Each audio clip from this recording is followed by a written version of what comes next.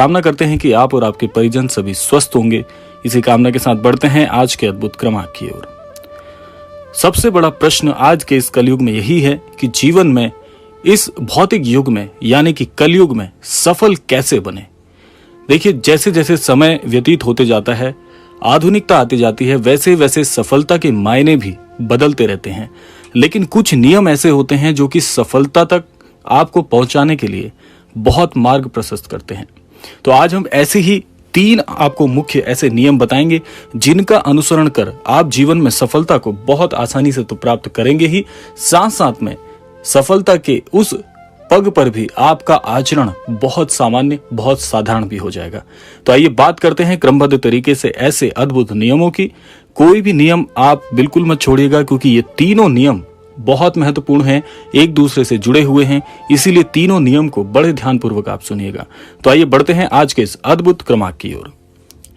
जीवन का सबसे पहला नियम होता है कि यदि आपने जीवन में कोई चीज निश्चय कर ली है, यदि आपने कोई अपना जीवन का मूल बना लिया है, तो उसको प्राप्त करने के लिए आपको कुछ नियमों का पालन करना पड़ता है।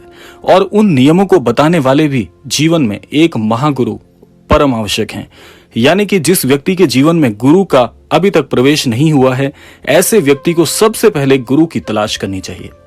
क्योंकि महागुरु वो होते हैं जो जीवन में हमें सही मार्ग बताते हैं, सही मार्गदर्शन आपको सिखाते हैं, और उनके द्वारा सिखाए गए मार्गदर्शन से आपके लिए सफलता बहुत आसान हो जाती है। इसीलिए जीवन में प्रत्येक व्यक्ति को एक गुरु की खोज करनी बहुत बहुत आवश्यक है।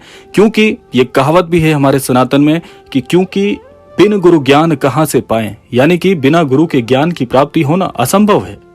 इसीलिए यदि आप बहुत प्रयास कर रहे हैं और आपको कोई महागुरु आपके जीवन के लिए नहीं मिल रहे हैं, तो श्री महाराज जी का आप हाथ थाम लीजिए। क्योंकि श्री महाराज जी के ये अकाट वाक्य हैं कि सभी गुरुओं का मैं गुरु हूं।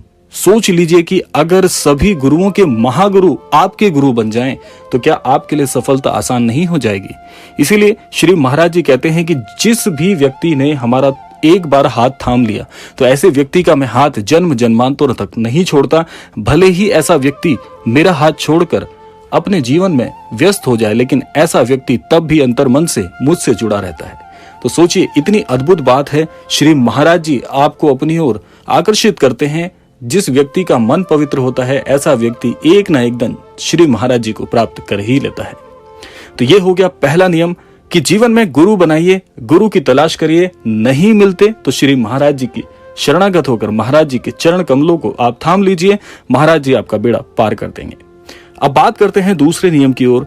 देखिए, दूसरा नियम बहुत बहुत महत्वपूर्ण है। ज्यादातर क्या होता है कि इस भौतिक युग में हम अपनी योजनाएं तो बनाते हैं, लेकिन कई बार ऐसा होता है कि हम अपने द्वारा बनाई गई योजनाओं पर भी इतराना शुरू करते हैं। देखिए, आपने अभी योजना बनाई है, वो अभी संपूर्ण नहीं हुई है, लेकिन फिर भी हम अपनी योजनाओं पर बहुत बहुत मद करते हैं, बहुत मान करते हैं। क्योंकि आप ये मानिए कि मद तो किसी का रहा ही नहीं। सोचिए, जब 10 सर वाला रावण इस धरा पर नहीं रहा, वह तक मिट गया, तो हम तो एक मामूली से मनुष्य हैं। इसीलिए आपको अपनी किसी भी प्राप्ति पर, अपनी किसी भी उपलब्धि पर बिल्कुल भी मान और मद नहीं जताना चाहिए। क्योंकि समय परिवर्तनशील है। आज आपका समय अच्छा है तो कल फिर से आपके लिए प्रतिकूल समय आएगा, फिर अनुकूल समय आएगा, और ये चक्र तो यूं ही चलता रहेगा। इसीलिए अच्छे समय पर आपको बिल्कुल मान नहीं करना चाहिए। जीवन में जो भी आपको प्राप्त हो चुका है, उसको आप बड़ी सहजता से अपनाइए और फिर जीवन में आगे बढ़ने के प्रयास करते रहिए। प्रयास और आपके अभ्यास रुकने नहीं चाहिए। यही प्रयास आपको आज जिस पायदान पर आप अपने आप को देख रहे हैं, ये आपको और कई गुना आगे लेकर जा सकते हैं। इसीलिए अपनी योजनाओं पर ध्यान केंद्रित कीजिए, ना कि आपकी उपलब्धि पर। तो ये आपको नियम अपनाना चाहिए जीवन में। ये नियम अगर आप बहुत सरलता से समझ गए, तो आपका जीवन बहुत बहुत सहज हो जाएगा। दूसरों के लिए आप बहुत सहज हो जाएंगे, बहुत सरल हो जाएंगे। आपको समझना आसान हो जाएगा, और व्यक्ति वही है जो समाज में रहकर भी समाज का ना हो। अब बात करते हैं तीसरे महत्वपूर्ण नियम की। ये नियम इन सभी नियमों का सबसे महत्वपूर्ण सार है। इस नियम को यदि आप बहुत आसानी से समझ लेते हैं, आपका जीवन बहुत बहुत परिवर्तनशील और बहुत ही सफलतावर्धक हो जाएगा। क्योंकि बात आती है यहाँ पर मनुष्य आचरण की, तो मनुष्य का आचरण ऐसा होना चाहिए कि हर व्यक्ति उससे आसानी से मिल सके, हर व्यक्ति उससे आसानी से समझ सके। तो इसलिए एक आचरण बनाने की आपको आवश्यकता है, क्योंकि बहुत से लोग अलग अलग परिस्थिति में अलग अलग प्रकार का व्यवहार करते हैं, अलग अलग तरह का आचरण करते हैं। तो आचरण व्यक्ति का एक ही होना चाहिए। और यदि आप सही आचरण सीखना चाहते हैं तो श्री हनुमान जी जैसा अनन्य भक्त आपको जीवन में और कोई नहीं मिल सकता। आचरण यदि सीखना है तो श्री हनुमान जी से सीखिए, क्योंकि झुकने वाले वृक्षों पर ही फल लगते हैं।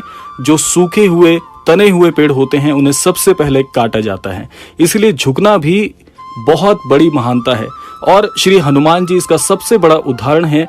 क्योंकि आप जानते हैं श्री हनुमान जी जैसा परम वीर इस सृष्टि पर, इस धरा पर दूजा कोई नहीं हुआ, लेकिन फिर भी उन्हें अपनी शक्ति पर बिल्कुल मान नहीं था। उन्होंने इतना शक्तिशाली होने के बावजूद भी दासता को स्वीकार किया। और श्री हनुमान जी कभी अपने आप को भक्त नहीं कहते। श्री हनुमान जी कहते हैं, मैं तो प्रभु श्री राम का एक छोटा सा तुच्छ सा दास हूं। लेकिन उस दासता में भी आप उनकी शक्ति देखिए, उनका कौशल देखिए कि श्री हनुमान जी जैसा परम वीर जो अगर चाहते तो अकेले ही इस रामायण के युद्ध को, जो कि श्री राम जी ने रावण से जीता, वो अकेले ही जीत सकते थे। लेकिन फिर भी उन्होंने प्रभु श्री राम जी की सारी बातों को मानकर उस प्रकार का आचरण किया और अपने आप में इस संसार में आज भी अमर हैं, चिरंजीवी हैं। तो इसीलिए कहा जाता है कि जीवन में हर व्यक्ति को एक अच्छा व्यवहार बनाना चाहिए, एक अच्छा आचरण करना चाहिए। और आचरण किसी दूसरे व्यक्ति से सीखा नहीं जा सकता, ये केवल अंतर्मन की शक्ति से समझा जा सकता है। इसीलिए इस आचरण को इस प्रकार से लोगों के सामने आप दर्शाएं ताकि लोग आपसे भी लाभान्वित हों, आपका उदाहरण समाज में प्रेषित किया जाए। तो ये थे आज के 3 अद्भुत नियम जिनको अपनाकर आप अपने जीवन में बहुत सफल व्यक्तित्व को प्राप्त कर सकते हैं। और श्री महाराज जी का आशीर्वाद तो आपके साथ है ही। तो आशा करते हैं ये तीनों नियम आप अपने जीवन में अपनाएंगे और लाभान्वित होंगे। इसी कामना के साथ विदा लेने का समय आ गया है। विदा लेने से पूर्व समय है प्रार्थना का। यही प्रार्थना मैं करना चाहूंगा कि श्री महाराज जी सभी को सन्मति प्रदान करें, सभी को सद्बुद्धि प्रदान करें, इस संपूर्ण लोक का, इस संपूर्ण सृष्टि का कल्याण हो। इसी कामना के साथ विदा लेते हैं। मिलते हैं अगले क्रमांक में। तब तक के लिए जय श्री राम, जय गुरुदेव, जय उत्तराखंड।